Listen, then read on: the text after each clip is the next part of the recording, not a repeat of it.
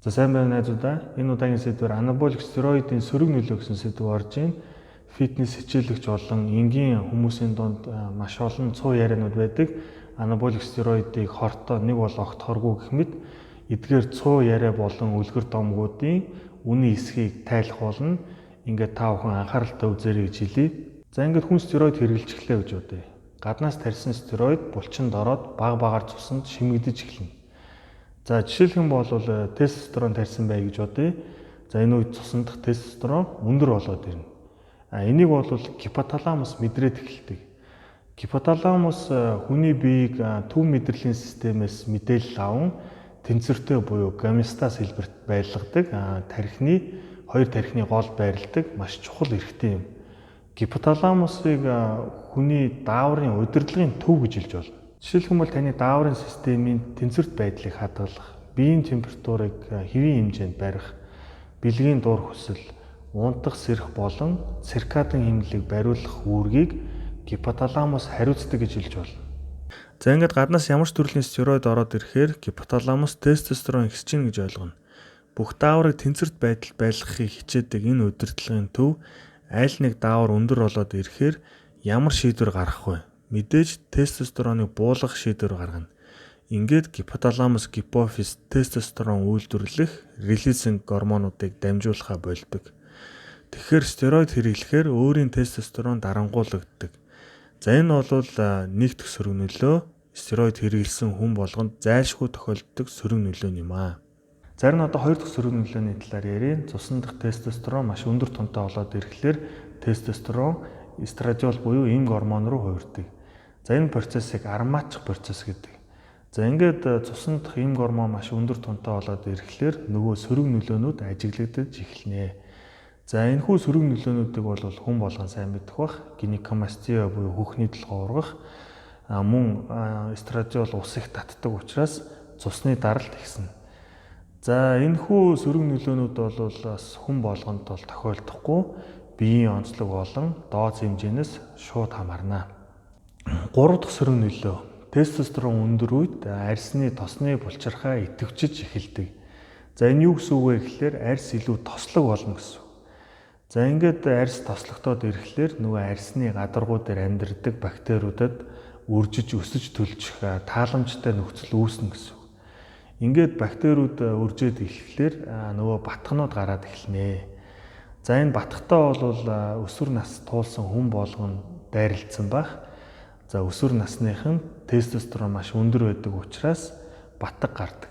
Энэ батгших сөрөг нөлөөг хүмүүс ярихдаа цусны хордлого болж нэг бол хор нь гадагшилж гин гэж ярьдаг. За энэтэй бол ямар ч холбоо байхгүй. Энэ нөгөө яриад байдаг цуу яриануудын л нэг. За энэ сөрөг нөлөө бол бас хүн болгонтой тохиолдохгүй. Угаасаа батг гардаг хүнд маш их гарна. Харин хуурай арьстай батг гардаг хүнд огт гарахгүй байх жишээтэй. За ингээ гадуур нөгөө яригддаг. Яртаа бол бяртай, бяртаа бол яртай. За энэ бол бас судлаа болж байна. Яргүй ч гэсэн бяртай авах боломжтой гэсэн үг. 4 дахь сөрөг нөлөө ус алцралт. За хүний толгоон дух болон орой хэсгээр 5 альфа редуктаз фермент гэдэг. Энэ фермент яадаг вэ гэхээр цуснд дахь тестостероныг дигидротестостерон болгож хувируутдаг. За энэ фермент хэдий чиний их вэ, төдий чиний та эрт буюу хурдан халцарч эхэлнэ гэсэн. За энэ ферментийн тоо бол генетикээс шууд хамааралтай байдаг. Тэгэхээр та эрт халзарч ус унах гентэй бол стероид хэрэглэснээр таны ус маш хурдан унаж халзарч эхэлнэ гэсэн. За хэрвээ та эрт халзардаг удамшилгүй бол таны ус халзрахгүй. За үүний баталгаа бол өстэй бодичд зөндөө байдаг. За энэхүү сөрөг нөлөө бол таны генээс шууд хамаарна гэсэн. Стероид бол ус уналтанд бол шууд нөлөөлөхгүй. Энэхүү процессыг хурдсахдаг гэж хэлж болно. 5 төмсөг жижигэрнэ. За энэ сөрөг нөлөө бол нэг дахь сөрөг нөлөөтэй шууд хамааралтай. Гипоталамус тестостероны үйлдвэрлэлийг зогсооно гэж хэлжсэн. Тестостерон үйлдвэрлэгддэг газар бол бөөрийн дээд булчирхай болон төмсөг. Ямар ч эрхтний үйл ажиллагаа зогсохлоор жижигэрдэгтэй адилхан төмсөг ч гэсэн жижигэрнэ гэсэн. За энэхүү жижигрэх процессоос зайлсхийж тамирчид гонадотропин хэрэглэдэг. За энэ төмсөг жижигрэх сөрөг нөлөө бол зайлшгүй тохиолддог сөрөг нөлөөнүүдийн нэг юм аа. 6 өргөдөл. За стероид хэрэглэхээр өөрийн даавар дарангуулагдаж, элгэ, фэсгэ гормонууд ялгархаа болно. За энэ дааврууд бол лейдигосертолын эсэд нөлөөлж төмсгнөөс тестостерон болон үрийн шингэн үйлдвэрлэдэг дааврууд. За онлын үед бол стероид хэрэглүүл үрийн шингэн үйлдвэрлэхдээ болох ёстой. Практикт бол яг тийм байдаггүй. Тамирчид стероид хэрэглэж байхдаа хүүхдтэй болсон тохиолдлууд маш их илбэг байдаг. За нэг баталгаатай зүйл гэвэл стероид хэрэглэсэн хүний үрийн шингэний хөдөлгөөн тесийн тоо ширхэг цөөрдөг. Нэг ёсондоо үрийн шингэний чанар муудна гэсэн. За энэ нь бол яг стероид хэрэглэж явах үедээ тамирчид хүүхдтэй болох магадлал нь бол багасна. Энэ нь бол шууд өргөдөлд хүргэж ийн гэсэн үг бол биш. Мэдээж мэдлэггүйгээсээ болоод буруу хэрэглээд өргүү болсон тохиолдлууд бас байгаа л байна. 7. Удмын санд нөлөөлж гажиг генетиктэй хүүхэд төрдөг. За энэ бол хий хоосон цуу яриа. Нэгдүгürt бол яг ийм судалгаа бол ерөөсөө огт хийгдэж байгаагүй. За та бүхэн алдартай боди тамирчид болон Арнольдын хүүхдүүдийг харж болно. Мэдээж хэрвээ энэ үнэн байсан бол сэтгүүлч нар бол эдгээр тамирчдын хүүхдүүдийг бол зүгээр тойроод өнгөрөхгүй л байсан баг гэж бодож байна. 8. Бэлэг эргэтэн жижигэрнэ. За энэ бол бодибилдинг фитнесийн ертөнцид маш их яригддаг цуу яриа. Төмсөг жижигрэхээс биш бэлэг эргэтэн бол хэвийн хэмжээндээ л байдаг. Энэ бол хий хоосон үлгэр домгуудын л нэг. За 9. Бэлгийн сулрал. За гаднаас тестостерон хэрэглэж явах үед бэлгийн дур хүсэл эрс нэмэгдэнэ. Харин хэрэглээд дууссаны дараа өөрийн даавар сэрэгдэл бэлгийн дур хүсэл муудна. За бэлгийн дур хүсэл хөвчрөл хоёрыг бол ялгаж салгаж ойлгох хэрэгтэй. Бэлгийн хөвчрөлт бол ихэнхдээ сэтгэл зүйтэй холбоотой байдаг.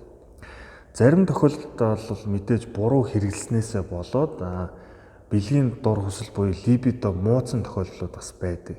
За та бүхэн Google-ээс хайгаад үзээрэй DK-dik гэж бичээд. За энэ тохиолдол бол зөвхөн мэдлэггүйгээсээ болоод ийм зүйл тохиолдож байгаа.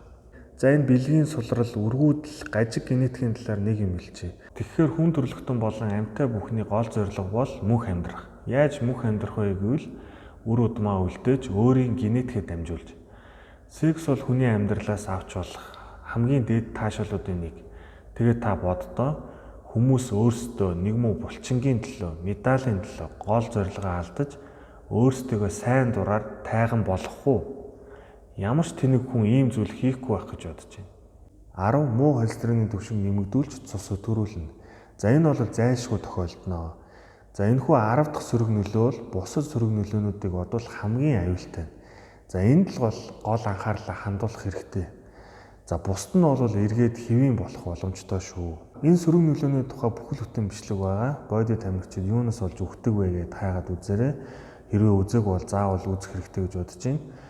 Төгсгөлд нь хэлэхэд ямар ч хор гадагшлуулагч гэж бол байхгүй шүү. Өөрийн дааврыг сэргээж элэг болон дотор эрхтнүүдийн үйл ажиллагааг сайжруулах нөхөн сэргэх курс л гэж байна. За ингээд стероидын сөрөг нөлөөнүүдийн үлгэр домог цуу яриануудыг бүрэн тайлсан гэдэгт итгэлтэй байна. Стероидыг зөвхөн эмчийн хяналтанд дор маш нарийн шинжилгээ өгж хэрэглэх хэрэгтэй гэдгийг сануулгын зүйтэй байх. За ингээд энэ сэдв танд хэрэгтэй санагдсан бол лайк дарахаа битгий мартаарай. Дараагийн удаа архины тухай урд өмнө хинч ярьж байгаагүй сэдв орох болно. Ингээд удахгүй уулзцгаая.